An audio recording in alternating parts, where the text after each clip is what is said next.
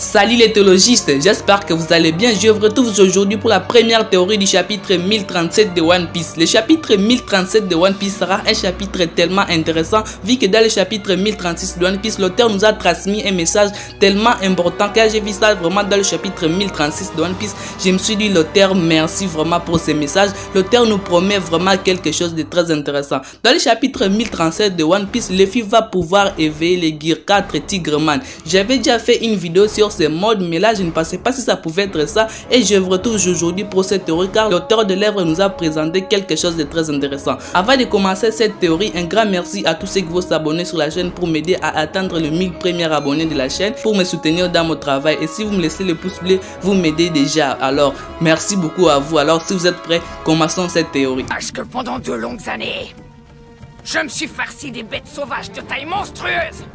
Ma théorie sur les Gear 4 Tigerman est basée sur plusieurs éléments dont je vais pouvoir vous présenter dans cette vidéo. Alors restez jusqu'à la fin pour pouvoir voir tous ces éléments dont j'ai rassemblé pour pouvoir vous présenter cette théorie. Et comme je suis en train de vous dire, je ne peux pas l'appeler encore une théorie, mais je peux vous dire que ça va bientôt arriver là dans l'œuvre One Piece. Premièrement, sur Ruzekaina. Quand Luffy s'entraînait sur Ruzekaina, il y avait un tigre. Revenons un peu au combat de Luffy versus Doflamingo. Avant que Luffy puisse éveiller le Bondman, Luffy nous avait dit que quand il combattait les animaux sur Ruzekaina, il avait besoin de leur forme. Donc si Luffy devrait combattre par exemple un tigre, il avait besoin de prendre la forme des tigres pour pouvoir combattre les tigres. S'il devrait par exemple combattre un serpent, il devrait aussi prendre la forme des serpents pour pouvoir combattre avec les serpents. Avec la forme des gorilles, il devait prendre aussi la forme d'un gorille pour pouvoir combattre ces gorilles. Mais le plus intéressant ici, c'est la relation entre les tigres et Luffy, car Luffy aimait bien les tigres et les tigres aimaient bien Luffy. Luffy a dû bien s'entraîner avec les tigres par rapport à d'autres animaux. Donc Luffy a très bien maîtrisé la forme du tigre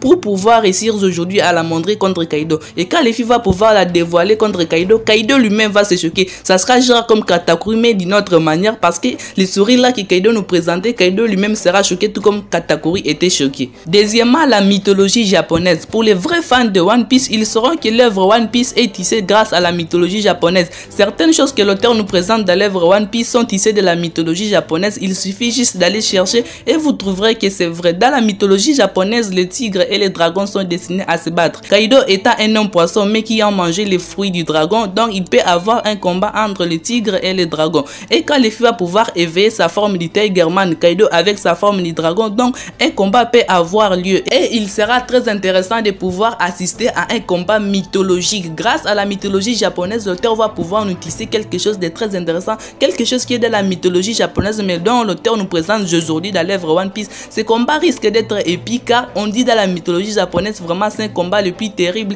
et ça sera le combat le plus historique. Et pour confirmer la théorie, le fruit du démon de Yamato est celui d'un gardien protégeant les humains contre tous les mauvais esprits, contre toutes les mauvaises attaques. C'est de la mythologie japonaise. Si je vous dis cela, c'est juste pour vous dire que la mythologie japonaise occupe une place très importante aujourd'hui dans l'œuvre One Piece. L'auteur nous présente plusieurs choses qui sont dans la mythologie japonaise. Il suffit juste de s'intéresser à la mythologie japonaise, ça existe bel et bien. Troisièmement, la page de couverture du chapitre 1036 de One Piece. Je peux vous dire aujourd'hui, c'est grâce à cette page de couverture que j'ai pu faire cette vidéo. Donc quand j'ai vu cette page de couverture, je me suis dit merci l'auteur, vraiment là tu confirmes ma théorie, là tu me dis vraiment ce que je dois faire. Et grâce à cette page de couverture, j'ai pu faire cette vidéo. Tournons un peu au chapitre 1032 de One Piece. Est-ce que vous avez très bien observé la page de couverture du chapitre 1032 de One Piece? Pourtant dans ce chapitre, nous ne trouvons pas spécialement Zoro passer en action. Cette page de couverture nous présente en fait les premiers commandants aujourd'hui dans l'œuvre One Piece. Et tous ces premiers commandants, nous retrouvons Roronoa Zoro qui se tient devant ces premiers commandants, apportant Enma qui pouvait passer en fait après 4 chapitres que l'auteur de l'œuvre va pouvoir nous présenter